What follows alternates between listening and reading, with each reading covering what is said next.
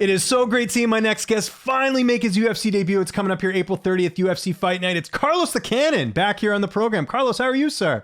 Hey, I'm real good, James. How you doing, man? I'm doing great, man. It's good to be talking to you. We were joking off air. We haven't done an interview in years, back when you were fighting for CES. So it's so cool to get you, to see you, achieve this goal and make the UFC. I got to know, though, I know you won the contract late last year. Here we are talking about a fight in April. Did you want this much time off, or were you hoping to get your debut a little bit sooner? I did want it to have happened a little sooner, but I just had like some things happening and like some injuries and things like that. But fighting the back to back, I did want a couple months off. But I did want to fight a little sooner, to be honest, like a month or two ago. For sure. I got it now, and I got it with raw font, so I'm kind of even excited about this. I have everybody down at Vegas with me, so I'm pretty pumped for this one. Good, man. Yeah, I was going to mention that Rob headlining the card. What does that mean to you to have this debut with a guy like Rob, who I'm sure has been a big inspiration in your career? It's great, man, because I remember when I was like first starting too, like back early, like maybe 2013, 14, like that around that time. Like I used to go down to a gym that he used to go to before, and it was great, like seeing him. I remember that's when he won his first debut against, I think, George Roop. And I remember I was like, man, I'm kind of amazed him doing that for like a debut against a pretty good, well-known guy. So I was like really inspired by him always since the beginning. And then now being in the card with him, and it's my debut. So I'm kind of like, I've been pinching myself a little bit. I got to train with him a little bit a couple of days ago. So I was just like telling him about that. Like, it's just good, like I just feel like things align, working hard. Yeah. And I just feel like eventually, like you said, you always used to tell me I'll get there. And my journey was a little longer, but, I always been prepared for these moments. Absolutely, man. I actually wanted to ask you about that. So I think we were doing interviews around 2016, around there. You fought on Contender Series the first time. You won your fight. I know you didn't get the contract. And then you took some time off. What happened there? I was always curious about that. Was it just that you lost the drive, or what happened there? I felt like it was a little bit of everything in my life. I had like, I wasn't that, I was still young, but I wasn't that young. I needed things to pay the bills, and I kind of, the injury, a little bit of everything. I know a lot of this game's mental too. So a lot of it was, I wanted to be in there. And at the time I just didn't even like, and then they had the dilemma with the 125 division. That's right. Oh, good. Yeah. And then at the time, Dana wanted me back. Like they wanted me, I think for a short notice, another Contender Series at the time after that Ronaldo fight. And I wasn't able to do it. I had to do the surgery, and I just felt like I lost my chance. And then when I was trying to get back, like I was good. They were having the dilemma with the one.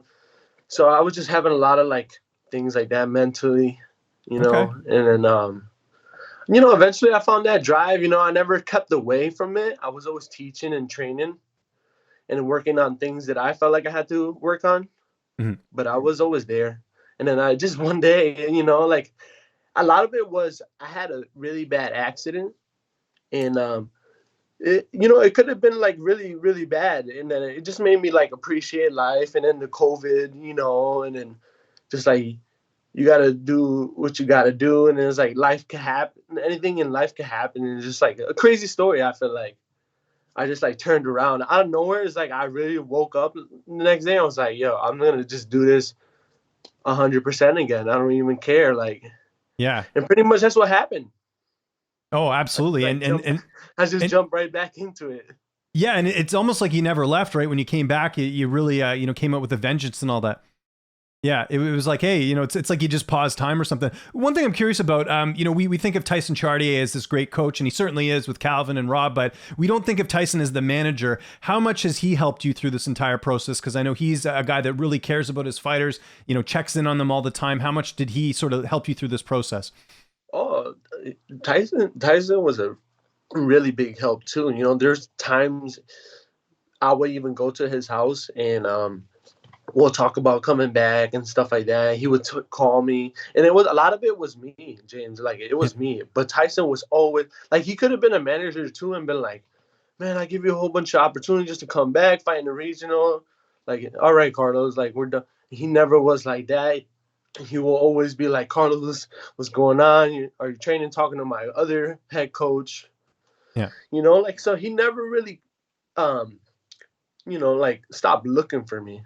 Yeah. Like you said, you always cared about me. It's crazy. A lot of managers don't do that, and that's why I feel like I've been with him since day one. Like I got with him since like in my like second, third pro fight, Yeah. and it was even before any like how big he was big, but like not as his name like he has now.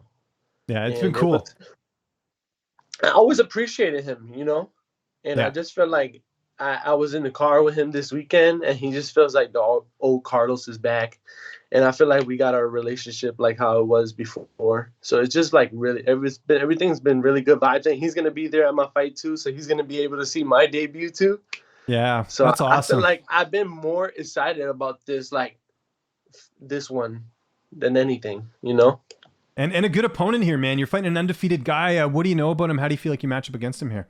Um, I feel like he's a good young kid, like good everywhere. But I feel like there's some things that I could expose, Definitely some things I see, like I always prepare like I'm gonna go against the top 10 or top 5 guy. Like I don't Yeah. think like anything really changes in my routine, like I train 2 to 3 times a day.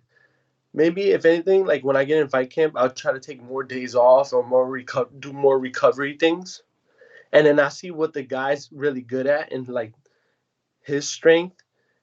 But regardless, I always work like bad positions. But I see that I see that he likes to grapple a little bit, or like I prepare for everywhere, but I see what he likes. It seems like what he likes to do. So I just try to do more rounds of that. But I always train everything, every aspect of the game. Good. But I'm ready for everything. I feel like I'm ready for it, and I just definitely want to show like my experience on this one. I know he has more fights, but I feel like just my years of training and stuff like that, I still feel like I could expose a lot of things on him. Love it. You mentioned training with Rob. Who else have been some of your main training partners leading into this fight? I train in a few schools like Underdog, mixed martial arts up in Hartford, Connecticut. It's one of my main spots. New Britain. I train mainly in Connecticut too. So it's like I go there for my grappling, for my striking. I see my boxing coach.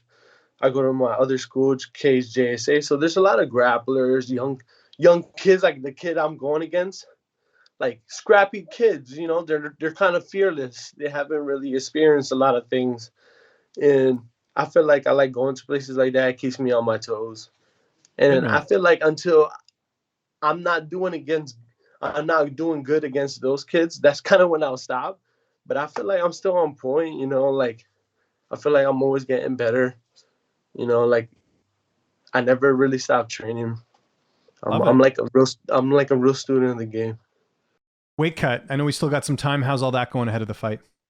It's good. I feel like I'm not like a really bad eater. And in the Yeah. last one, I didn't go down to 125 in 4 years, James. My last fight, Yeah. and I Yeah. took that fight in pretty short notice because I did my other one. The one that I came back was at 135. That's right. Yeah. I was in shape, but after that fight, like it was my first win in 4 years. So like I ate a little bit that week, and then I got told I got to fight. So it's like I was a little heavy, and I feel like I made that weight without doing that. And then this year, I actually been kind of active. Like if I fight one or two more times before August, I feel like I fought 3 or 4 times in a year span. So I feel like I'm pretty happy because I didn't fight for 4 years. Yeah. So No, I feel I'd like say I'm so. always. And then two, like I've been so on point with what I've been putting in my body, like organic stuff, whole food ingredients. Like I've been really on that. like the last few years, like heavy.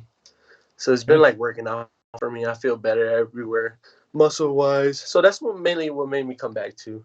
I just always been good with diet and like that discipline. The only thing Absolutely. I'm bad at is eating sweets. For sure. But Eating that's after the sweets, fight. You man. save you put that in the fridge after the fight, or in the cupboard. Yeah, but it's crazy. Like I like to tease myself. Like today, I went to the grocery store and I was looking at the dessert stuff, and I'm like, "That's gonna be a good one. That's gonna be a good one in a few weeks." Stuff like that. It's weird. No, I no, think I get every it. I fighter get it. does that. Yeah, I think so too. That's crazy. How do you envision the fight playing out on April 30th? What's your prediction? I could definitely see myself flustering the kid. Just with my speed and with my striking. I feel I could do it all, but definitely, I feel like if he tries to like do his game plan, I'm never gonna just settle.